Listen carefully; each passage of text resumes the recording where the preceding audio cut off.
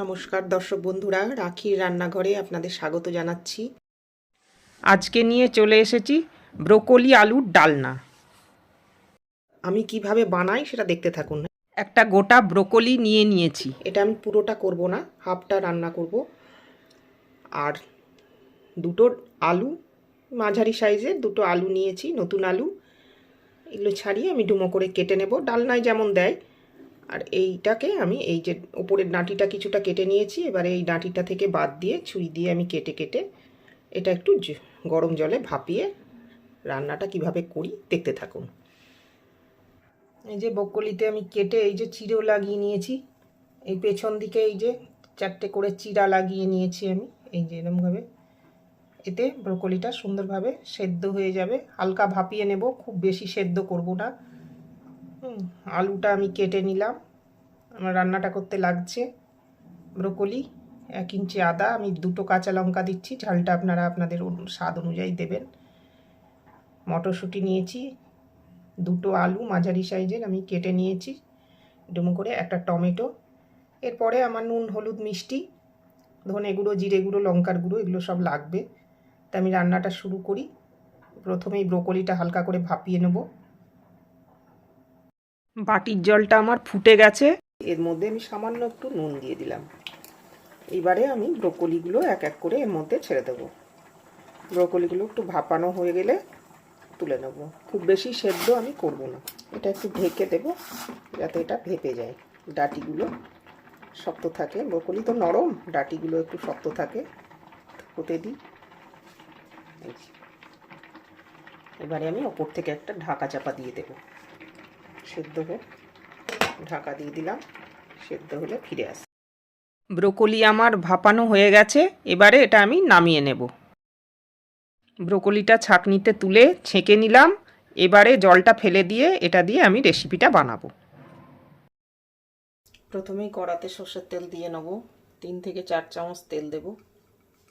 তেল গরম হয়ে গেছে, এবারে আমি ডুমো করে কাটা আলুটা তেলে ছেড়ে দেব। আলুটা একটু ভেজে নেব।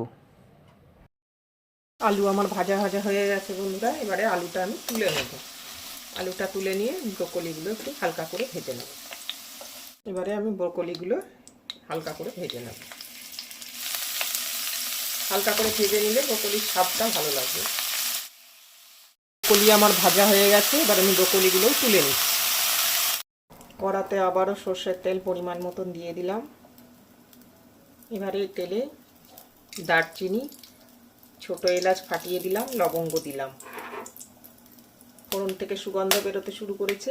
এই পর্যায়ে আমি গোটা জিরে 1/2 চামচ দিয়ে দিলাম। ফোড়নটা চড়বড় করে এসছে, নাড়াচাড়া করে দিয়েছি।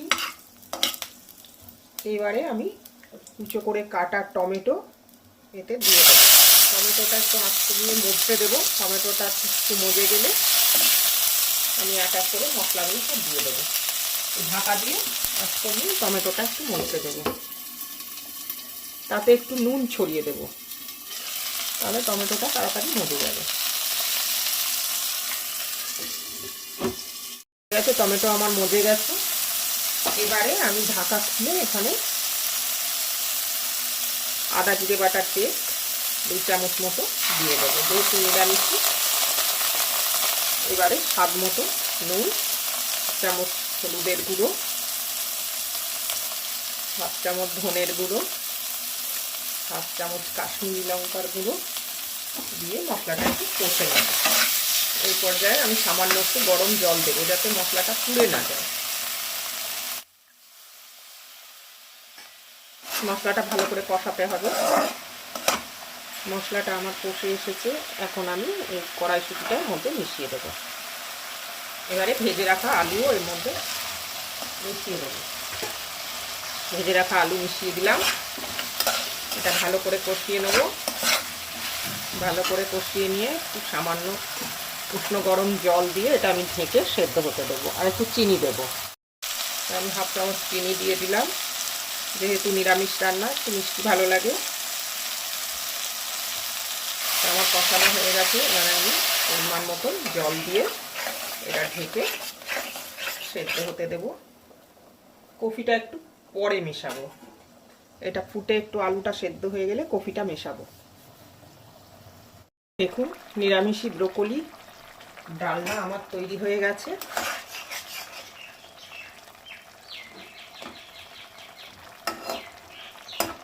কপিটারও রঙটা সবুজ রয়েছে। এই পর্যায়ে আমি সামান্য একটু ঘি এর মধ্যে মিশিয়ে দেবো, যেহেতু নিরামিষি ডালনা একটু ঘি যায়।